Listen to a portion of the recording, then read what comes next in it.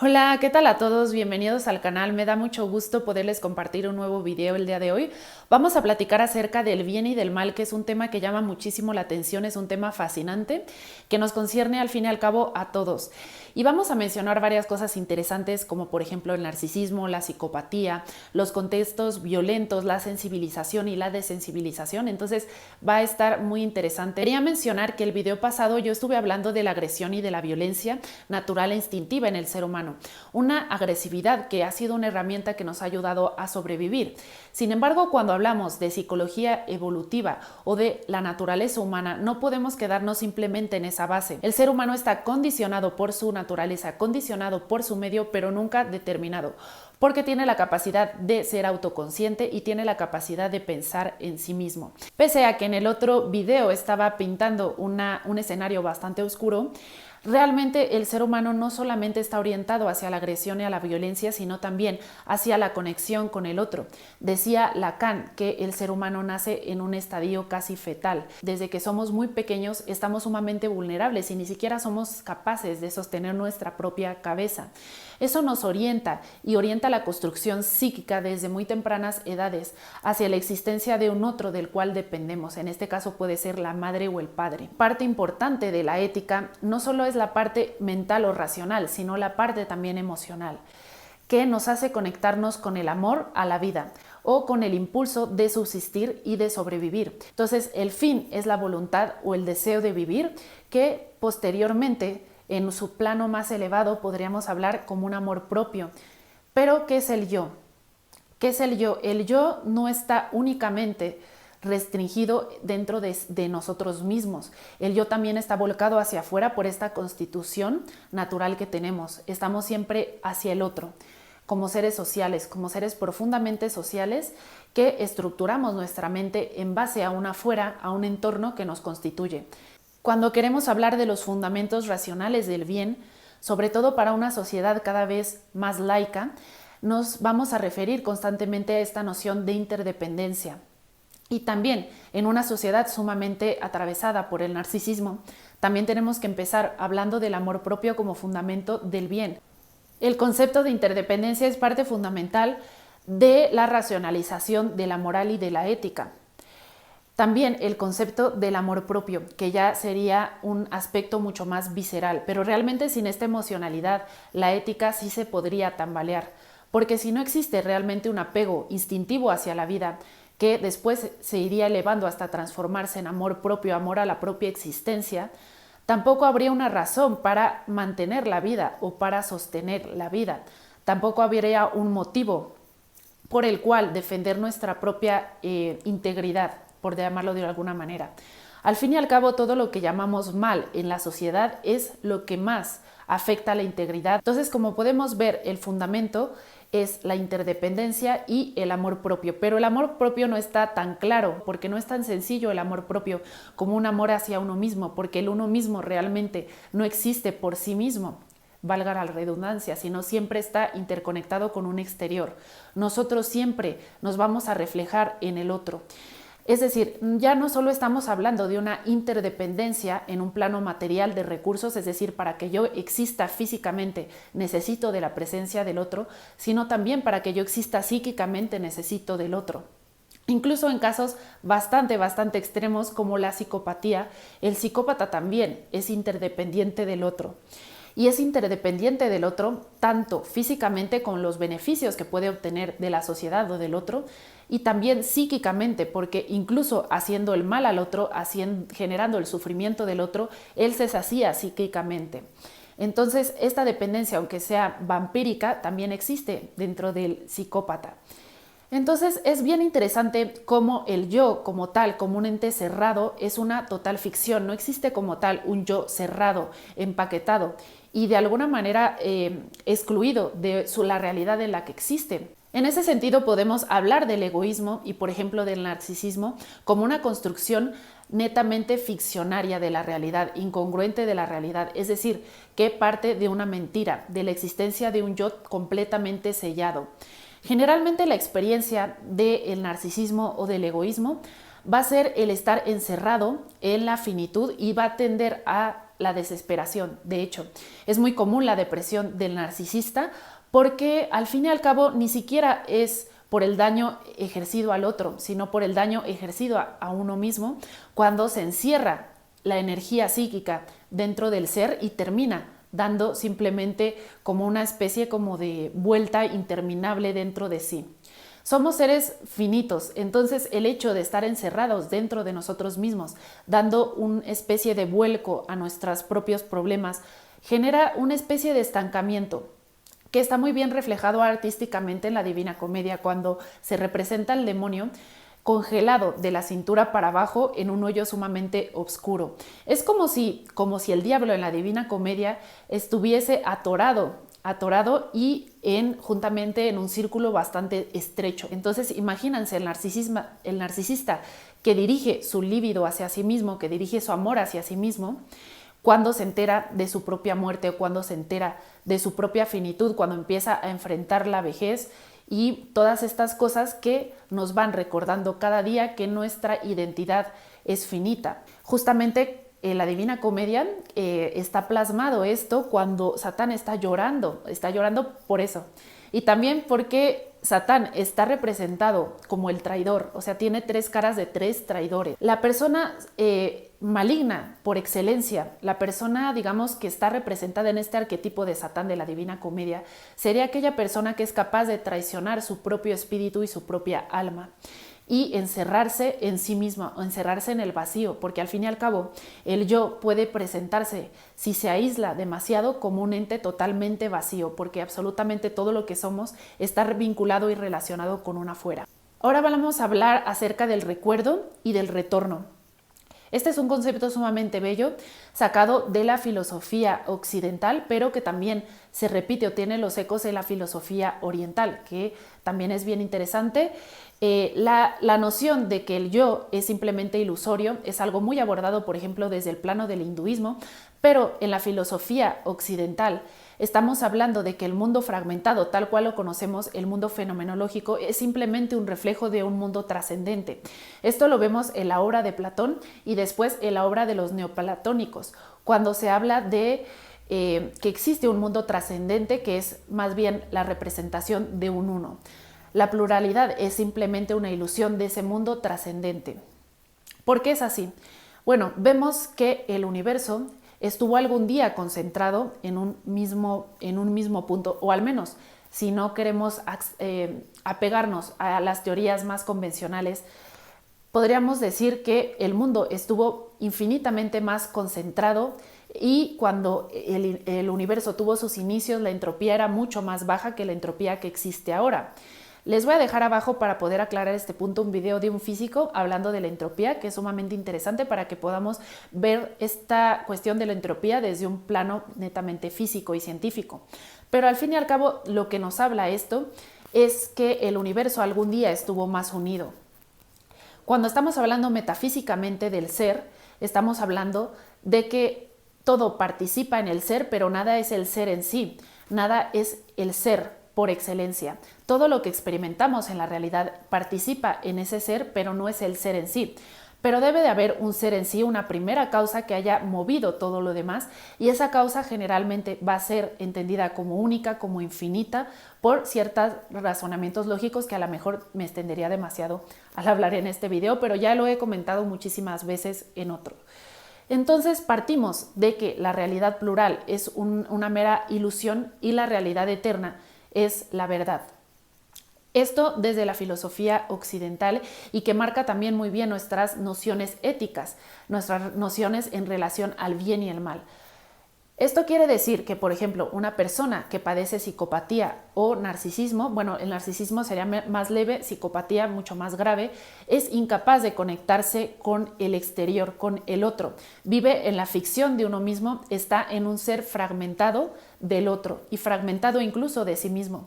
Porque para ser un ser humano completo necesitas también tener completas tu parte emocional, que la parte emocional también es un sistema de conciencia. Las emociones son un sistema de conciencia. Carecer de emociones no simplemente es un síntoma, sino también es un problema epistemológico porque te lleva al desconocimiento del mundo, no tienes una conciencia total del mundo. Entonces, cuando hablamos de un psicópata con sus funciones cognitivas totalmente ilesas, pero con su sistema emocional completamente quebrado, estamos hablando también de un ser incompleto, fragmentado en su humanidad, que únicamente funciona con lo racional, pero no con el plano emocional. Entonces, no solamente estamos en un mundo ilusorio, que podríamos hablar como en un mundo fragmentado desde la perspectiva de la metafísica, sino también estaríamos experimentando una fragmentación del ser, o sea, una fragmentación interna. El mal es, por lo tanto, en este caso, el alejamiento de esta realidad última que siempre es única. Cuando estamos hablando, por ejemplo, del camino espiritual, donde se trata de hacer una concordia entre opuestos, hacer como una especie de coincidentia oppositorum para llegar a una totalidad, a una total unidad, en realidad lo que estamos haciendo es quitando esas grietas de la fragmentación del mundo, haciendo que el mundo vuelva a su naturaleza unitaria.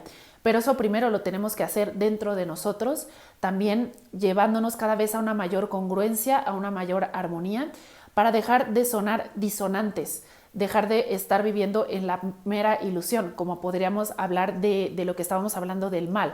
El mal parte de un beneficio que se busca que sea exclusivamente propio, siendo que el yo propio no existe como tal, el yo aislado no existe como tal. Entonces estamos hablando de una moral construida desde la ilusión, desde la incongruencia y de base desde la mentira. Me olvidó decirles algo bien interesante, que es el hastío del psicópata. O sea, hay un concepto que se llama hastío del psicópata, que justamente es un aburrimiento. Está bien interesante, es un aburrimiento de la vida. Se experimenta, sí, como un estar atrapado, como estar completamente aburrido, como si estuvieras en una cárcel viendo siempre lo mismo, haciendo lo mismo. El hastío del psicópata es a causa de que ellos tienen las emociones mucho más aplanadas. Entonces, no es que vivan las emociones como un poco como una montaña rusa según la sensibilidad de cada quien, ¿no? Según la gama de sensibilidad.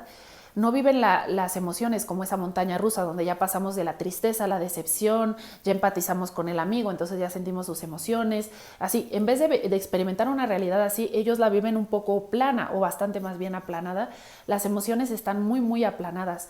Entonces esto, imagínense cómo sería vivir desde esta perspectiva y donde nada más en el mundo existes tú mismo porque no eres capaz de entender profundamente la existencia del otro, sino únicamente lo ves como un objeto más en el mundo. Imagínense el aburrimiento que genera. Y por eso es que el psicópata, de manera vampírica, y es bien interesante la figura del vampiro y la figura del psicópata, se empieza a buscar la emoción del otro para emular las emociones dentro de sí mismo. Los filósofos clásicos como Platón y Sócrates, bueno, Sócrates primero, Platón después, hablaron acerca del mal como ignorancia, que es un concepto no nuevo en el mundo porque ya desde hace muchos años atrás los hindúes hablaban de la avidia como la causa de los males.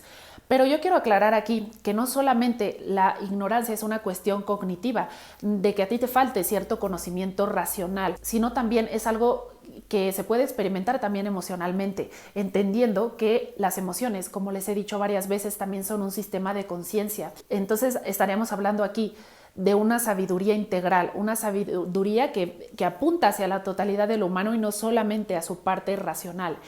Entonces, cuando hablamos de sabiduría, desde el punto de vista de los filósofos griegos, por ejemplo, no estamos hablando de la sabiduría desde el punto de vista de la modernidad, donde vivimos en un mundo sumamente fragmentado, sumamente esquizoide, sumamente inconsciente. Esquizoide me refiero a la palabra como sería etimológicamente, que esquizo viene de fragmentado, de tener la psique rota. Entonces vivimos así porque unos se dedican a lo racional, otro a lo emocional y no hay comprensión mutuamente, como lo que les decía de la Torre de Babel, o sea que todos los humanos nos separamos no solamente en varios idiomas, sino en varios idiomas de conocimiento. O sea, para el físico, pero el físico no entiende del todo la filosofía y el artista no entiende de todo al ingeniero y así sucesivamente. Estamos fragmentados.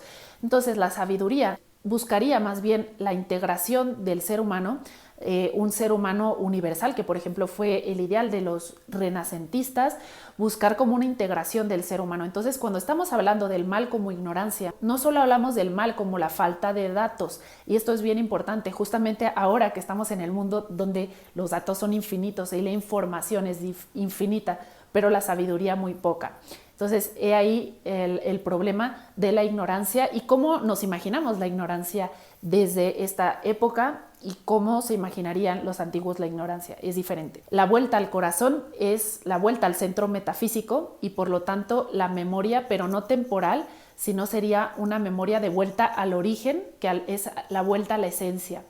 Entonces, bueno, esto es bien complejo y tengo todo un video hablando de esto, pero justamente quería hablar de los psicópatas porque realmente engloban lo que sería el mal, ¿no? El mal en su máximo esplendor, que al fin y al cabo metafísicamente el mal sería el rompimiento con el otro, con toda posible conexión con algo externo hacia uno mismo, más que una conexión meramente racional y meramente instrumental, ¿no? Con el otro, para sacarle un beneficio, pero no existe realmente una comprensión total de la existencia de un otro con toda su profundidad emocional, con toda su existencia como tal. Entonces, conforme se abre el corazón, visto de manera esotérica, conforme se abre el corazón entendido como el centro, como el recuerdo, como esta memoria de unidad que tuvimos, de vuelta al todo, de que somos todos uno mismo, cuando se va abriendo el corazón y esta conciencia del ser todos uno mismo se va haciendo cada vez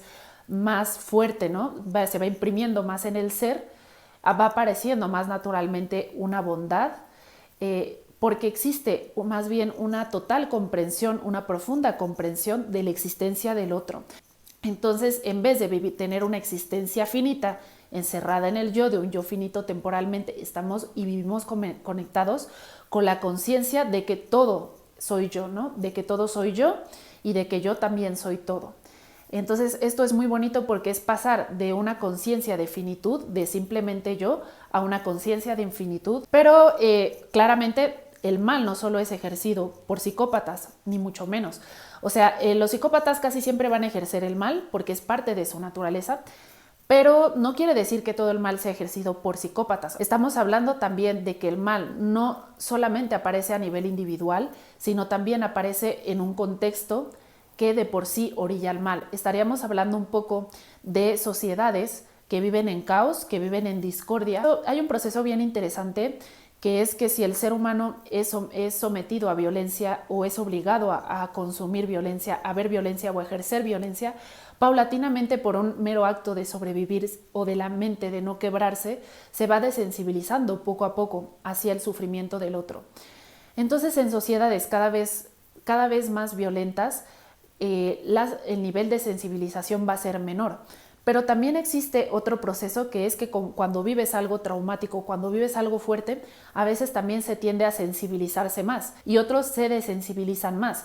Pero está claro que cuando vives todavía en ese entorno violento, no conviene a la mente sensibilizar más sobre ese evento porque vivirías en un estrés mucho mayor y de manera constante, lo cual comprometería tu salud física. Aquí estaremos hablando más que de un mal individual, de un mal del sujeto, más bien estaremos hablando de un mal social que orilla al sujeto a estar en esas circunstancias.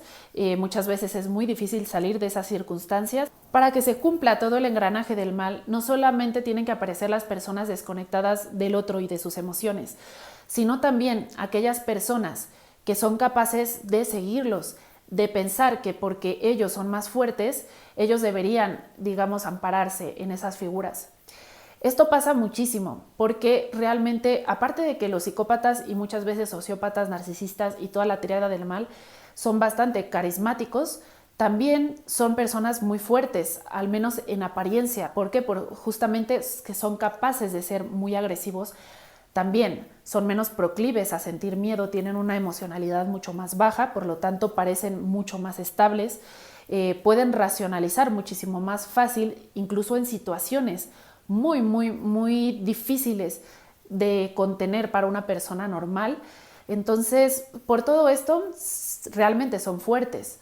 ¿Y qué pasa? La gente a su alrededor de pronto empieza a refugiarse en ellos, a ser manipulados por ellos por una cuestión que llamaríamos estupidez, pero llamaríamos estupidez a esto en relación al pensamiento de Bonhoeffer, que fue un pastor de la Alemania nazi que hizo estas reflexiones, reflexionó acerca de la estupidez humana como algo mucho más peligroso que la maldad, o algo que lleva mucho más la maldad lejos de lo que la maldad misma podría. Y dice, la estupidez no es un defecto intelectual, no es un defecto cognitivo, sino es un defecto moral. Esta capacidad es más bien esta incapacidad de ponerse a uno mismo primero, los ideales propios primero que los ideales colectivos. Es decir, prácticamente sería seguir a la masa o pensar que algo está bien porque es lo que hacen todos. Esta sería la estupidez moral, que a su vez viene de una incapacidad de tener firmeza en el ser.